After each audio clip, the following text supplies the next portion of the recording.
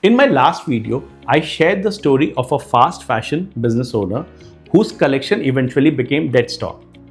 At the end of that video, I said something: dead stock doesn't appear overnight, it leaves clues. Today, I want to show you what I meant. A few weeks after our very first meeting, I visited him again. We were standing in front of the same collection. This time, I asked him a very different question. Looking back, when did you first realize that this collection wasn't performing? He said, actually within the very first month. That surprised me. So I asked, then why didn't you do anything about it? He replied, because every week we believed sales would improve.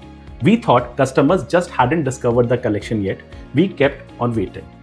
That answer stayed with me because that's exactly how dead stock is created. Not because the businesses don't recognize the problem, but because they hope the problem will disappear by itself. That's when I realized something. The market had already made its decision. The business simply wasn't ready to accept it. So, how do successful fast fashion businesses avoid this mistake? They don't wait for dead stocks. They look for clues. The first clue is very simple. How fast is this cloth moving? Not how many pieces you have sold, but whether it's selling as fast as you have expected. Imagine you expected to sell 500 pieces in the very first month, but you have just sold only 20 pieces.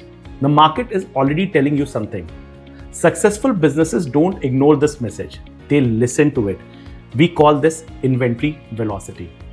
Then comes the very second clue. How long has this collection been sitting in this warehouse? Because every additional week, every additional month reduces the chances of selling it at full price. That's called inventory aging. Now, notice something very important. Neither of these tell you that you already have dead stock. They tell you something far more valuable. They tell you that you are heading towards dead stock, and that's the difference between reacting and managing. The objective isn't to predict every bestseller perfectly. No one can. The objective is to recognize much earlier when the market is trying to tell you something, because once you recognize it early, you still have choices. You can reduce future purchases. You can change your marketing strategy. You can plan a controlled promotion, or you can exit before your working capital gets trapped forever. Remember, dead stock doesn't suddenly appear one morning.